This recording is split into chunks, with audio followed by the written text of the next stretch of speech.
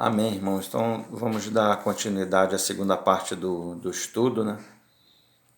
A primeira parte a gente estava falando da autoridade reconhecida, né, na voz do Senhor, autoridade do Espírito por intermédio das Escrituras e, e autoridade sendo reconhecida na pregação dos irmãos, né, na voz dos irmãos, autoridade do Senhor mesmo.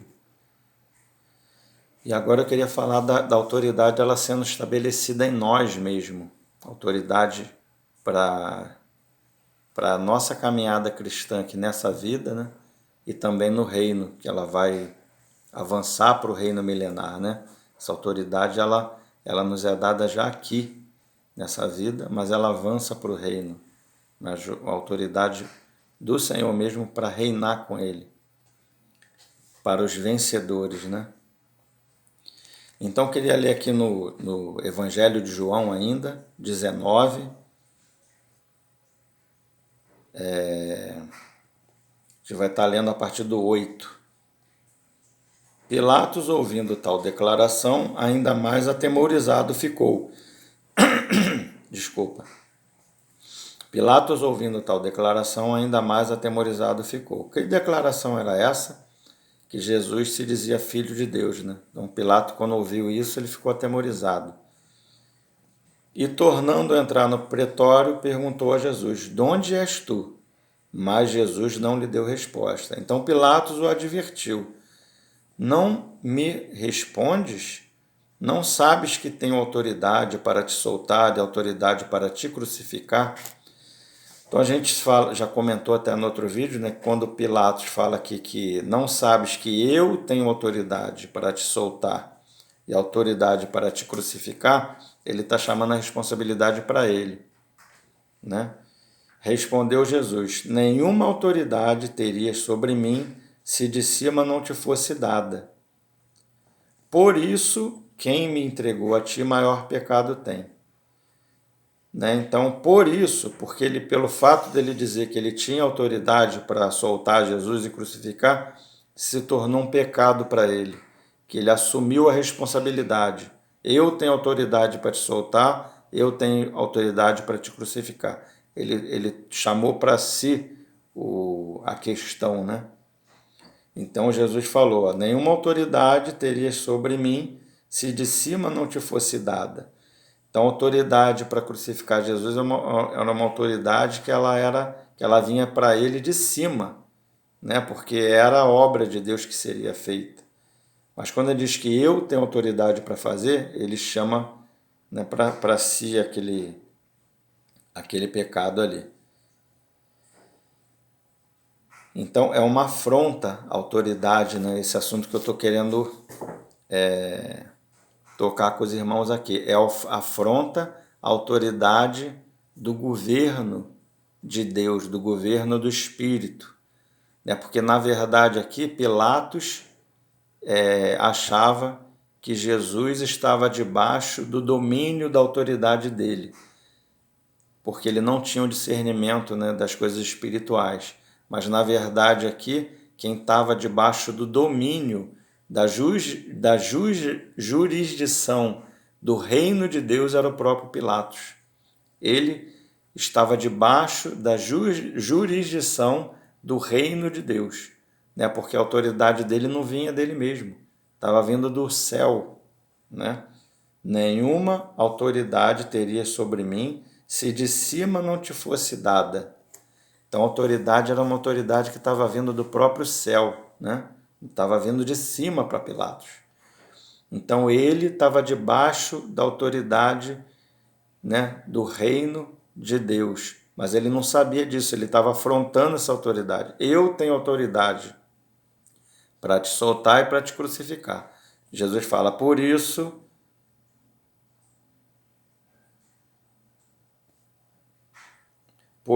quem me entregou a ti, maior pecado tem.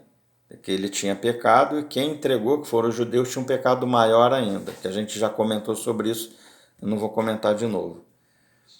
Né? Então a gente vê aqui que foi uma afronta de Pilatos contra a autoridade do reino de Deus. Ele usando uma autoridade terrena para submeter a autoridade do reino de Deus, né? Então, a autoridade do reino ela está acima da autoridade secular, né? Então, quem julgava aqui, Pilatos, era Jesus, e não Pilatos julgava Jesus, era Jesus que julgava Pilatos, né? Era a autoridade do reino que estava julgando, mas Pilatos ele não tinha discernimento dessas coisas. Para ele ali era ele que mandava e desmandava, né? E a gente tem que ter, irmãos, sensibilidade nos ouvidos para a gente entender essas coisas, porque senão a gente faz a mesma coisa. Naturalmente a gente não reconhece uma autoridade divina quando ela está vindo de Deus mesmo e a gente afronta essa autoridade, né? Essa autoridade estabelecida. Vamos estar lendo alguns textos para os irmãos para a gente estar entendendo melhor isso e avançando, né? 1 Coríntios 6, se eu não me engano, acho que é 6. Afronta a autoridade do reino, né? Autoridade do Espírito. 6 mesmo. 1 Coríntios, capítulo 6. Aventura-se algum de vós, tendo questão contra outro, a submetê-lo a juízo perante os injustos e não perante os santos? Ou não sabeis que os santos hão de julgar o mundo? Ou não sabeis? É isso que eu estava falando. Às vezes a gente afronta, né, uma autoridade divina, afronta o governo de Deus, porque nós ignoramos, né, a vontade de Deus, a autoridade do Espírito, né? Então, o que está sendo afronta que o texto aqui está falando? É você submeter a juízo um irmão perante os injustos, na justiça humana, na justiça secular, né? Aventura-se algum de vós, tendo questão contra outro, se você tem questão, alguma pendência com algum outro irmão, a submetê-lo a juízo perante os injustos e não perante os santos, né? Porque nós não somos desse mundo, né, irmãos? A gente tem que ter a consciência espiritual que nós não somos cidadãos da terra. A nossa pátria não é aqui, sabe? E o que rege a nossa jurisdição são as escrituras. Nós estamos debaixo, né, das escrituras, da vontade de Deus, né? E não da lei das escrituras, não debaixo da lei dos homens, né? Da vontade de Deus nas escrituras. Então nós temos que ser julgados segundo as escrituras e não segundo, né, o governo humano, as coisas humanas, as coisas naturais, terrenas, mas sermos julgados conforme a palavra de Deus. O que a palavra de Deus diz com relação a esse assunto? E a gente vai ser julgar a questão se é certo ou se é errado, né? A gente vai chegar nessa questão do certo e errado, divino e celestial, terreno e celestial, né? Porque a gente tem esse princípio de julgar conforme o que é certo e o que é errado. Se eu estou certo, eu estou cheio de razão, eu tenho um monte de direito, eu estou dentro do meu direito, né? Mas no reino de Deus não é assim que se julga, né? A gente vai chegar nisso aí. Ou não sabeis que os santos hão de julgar o mundo, né? Versículo 2, né? Ou não sabeis que os santos hão de julgar o mundo. Às vezes eu ouço irmãos falando, né, que a igreja no milênio, no reino milenar, a igreja que vai julgar lá. Mas não é bem assim que a Escritura fala, não. A Escritura não fala que a igreja vai julgar no milênio. A Escritura é bem clara aqui. Os santos hão de julgar o mundo. Os santos hão de julgar o mundo. Não é a igreja. Os santos, né? Os que tiveram Cristo formados, os vencedores, né? que não amaram a sua própria vida, guardaram a palavra, né? Então, os santos que tiveram a sua alma santificada, né? Que tiveram a sua alma, a regeneração que foi nos dada ao Espírito, ela avançou para a alma. Então, Cristo ele foi formado em vida na nossa alma. Então, os santos hão de rejulgar o mundo. Ora, se o mundo deverá ser julgado por vós, sois caso indignos de julgar coisas mínimas, não sabeis que havemos de julgar os próprios anjos? Havemos de julgar os próprios anjos. Quem? Os santos. Os santos. Quanto mais as coisas desta vida. Entretanto, vós, quando tendes de julgar negócios terrenos, constituis um tribunal daqueles que não têm nenhuma aceitação na igreja. Não está vendo que o tribunal humano não tem aceitação nenhuma na igreja, nem valor nenhuma. Então, quem vai julgar no reino não vai ser o juiz, o advogado, o magistrado, o intelectual, vai ser o santo, né? Segundo o reto juízo de Deus. Não tem nenhuma aceitação na igreja. Para vergonha vou-lo digo, não há porventura nem ao menos um sábio entre vós que possa julgar no meio da irmandade, mas irá um irmão a juízo contra outro irmão, e isso perante incrédulos. Quer dizer, essa afronta aqui é a mesma coisa que os judeus fizeram de levar Jesus para ser julgado lá por Pilatos. É a mesmo princípio, a mesma coisa. Você levar um irmão diante de um tribunal de incrédulo, você está cometendo o mesmo pecado de levar um irmão, né, no tribunal para ser julgado pelos incrédulos. É a mesma coisa que os judeus fizeram, levaram Jesus, o santo, para ser julgado por Pilatos. Mesma coisa. 7. O só existir entre vós demanda já é completa derrota. Só o fato de existir demanda entre vós já é completa derrota para vós outros. Por que não sofreis antes a injustiça? Por que não sofreis antes o dano? O ideal, certo, é você não entrar, né, em demanda com o irmão, nem em juízo com o irmão. Esse é o ideal. Mas a direção do Espírito, se é que já aconteceu o problema, essa é a direção. Por que não sofreis antes a injustiça? Por que não sofreis antes o dano? Essa é a direção do Senhor para esse caso. Se já existe o problema, é você sofrer o dano, você sofrer a injustiça. Ou não sabeis que os injustos não herdarão o reino de Deus? Então, essa aqui, irmãos, ó, os santos, os vencedores, os santos,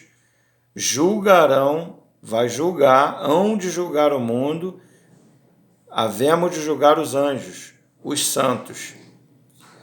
Agora, os irmãos, ora, não sabeis que os injustos não herdarão o reino? Os injustos não vão nem herdar o reino.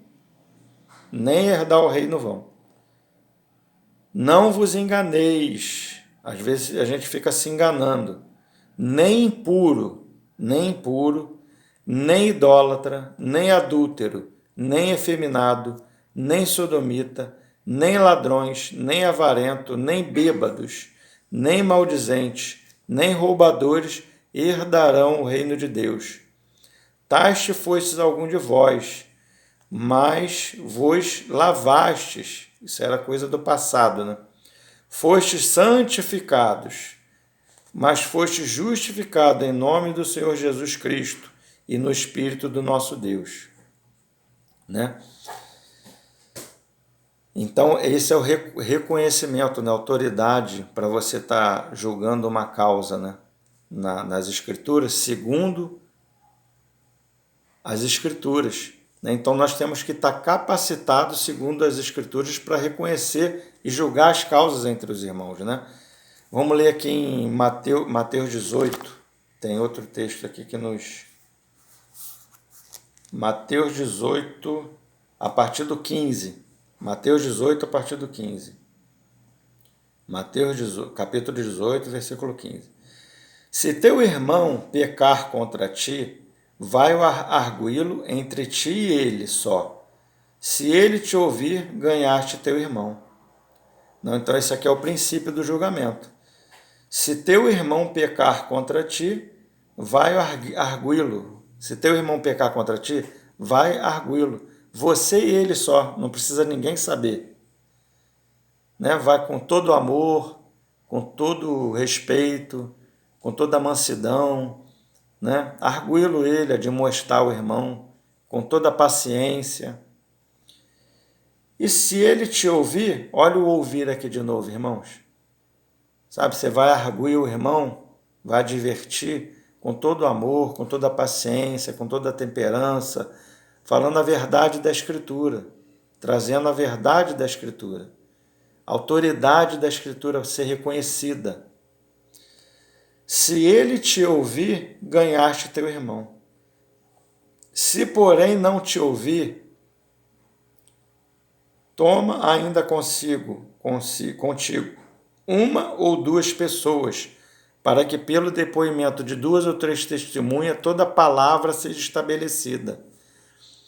Sabe? Primeiro é você e o irmão. Se não te ouvir, não der ouvido à autoridade de Deus que está ali na sua boca, ali pelas Escrituras, chama mais um irmão, mais 2 irmãos, que ele diz aqui, ó, pelo depoimento de 2 ou 3 testemunhas, a palavra se estabeleça. Tá? Para que ele ouça a autoridade das Escrituras. E se ele não entender, dize-o à igreja.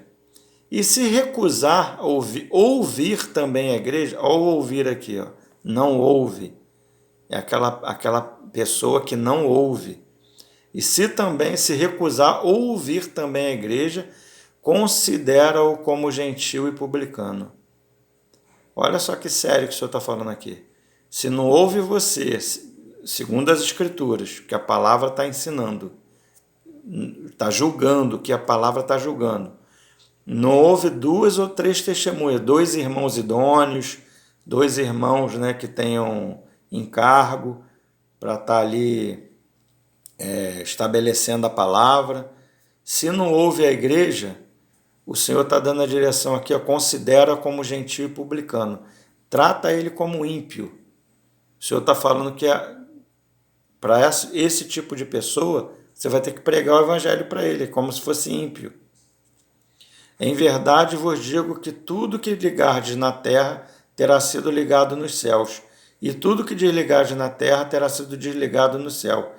Em verdade vos digo que se 2 dentre vós na terra concordarem a respeito de qualquer coisa que porventura pedirem, ser-lhe-á concedida, por meio de meu Pai que está no céu.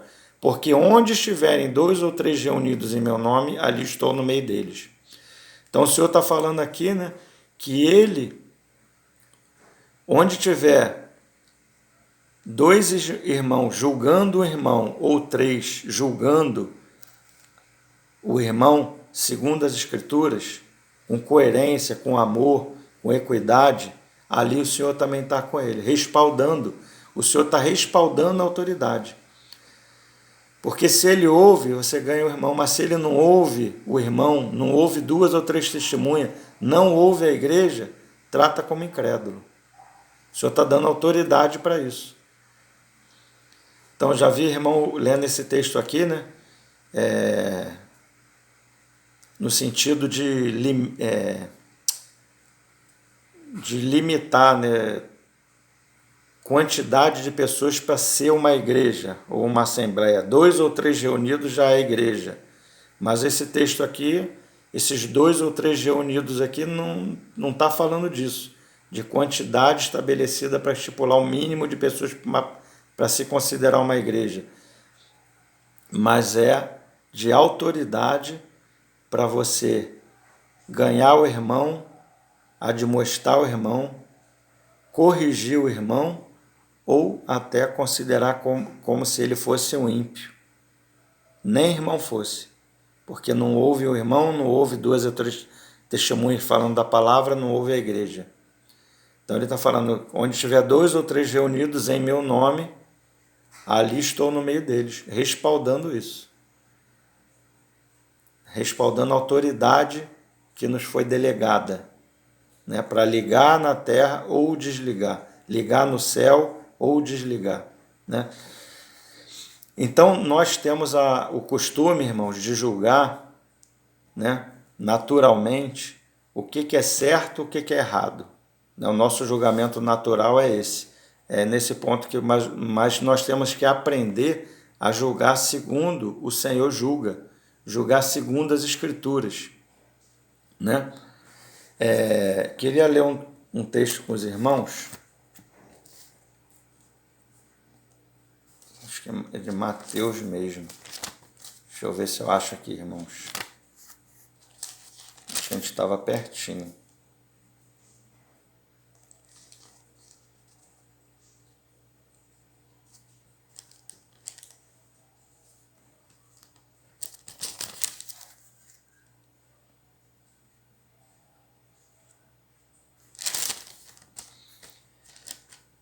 O primeiro está aqui, ó, Mateus 17, 24. Mateus 17, 24. Tendo eles chegado a Cafarnaum, dirigiram-se a Pedro, os que cobravam imposto. Quem eles que chegaram? Jesus e os discípulos. Jesus e os discípulos tinham chegado a Cafarnaum, dirigiram-se a Pedro, os que cobravam imposto, das 2 dracmas, e perguntaram: Não paga o vosso mestre as 2 dracmas? Sim, respondeu ele. Pedro respondeu sim. Ao entrar Pedro em casa, Jesus lhe antecipou, dizendo: Simão, que te parece? De quem cobram os reis da terra imposto ou tributo? Dos seus filhos ou dos estranhos? Então a gente note aqui, né, que Jesus está falando para Pedro: Simão Pedro, que te parece? De quem cobram os reis da terra? Os reis da terra. De quem eles cobram imposto? Dos filhos ou dos estranhos? Respondeu Pedro: Dos estranhos. Respondeu-lhe, Jesus lhe disse: Logo estão isentos filhos. Então Jesus falou para Pedro: Logo estão isentos filhos. Então Jesus aqui ele estava dizendo que ele estava isento daquele imposto ali, porque ele era da descendência de Davi, né? E Davi, quando derrotou o filisteu Golias, né, o gigante, uma das promessas lá de Saul, né, que a família dele, toda a descendência de Davi, não pagaria um imposto. Então Jesus ele era da linhagem de Davi, ele estava isento de pagar imposto. Então era direito dele, ele não precisava pagar, né? Então por isso que ele fala, logo estão isentos filhos, seria só para estranho imposto. Mas para que não os escandalizemos, vai ao mar, lança um anzol e o primeiro peixe que fisgar, tira-o, e abrindo-lhe a boca, acharás um start, toma e entrega-lhes por mim e por ti. Então a gente vê aqui que Jesus ele não está julgando segundo o que é certo e o que é errado, né? Ele teria direito de não pagar, era um direito dele, mas o julgamento de Jesus não é segundo o que é certo e o que é errado. Eu tenho direito ou eu não tenho direito, né? Então Jesus ele não julga assim, ainda que ele esteja certo, mas o julgamento de Jesus é terreno ou é celestial? Eu queria achar um outro texto, eu acho que eu tenho anotado aqui, deixa eu ver aqui. Mateus ainda, Mateus 22.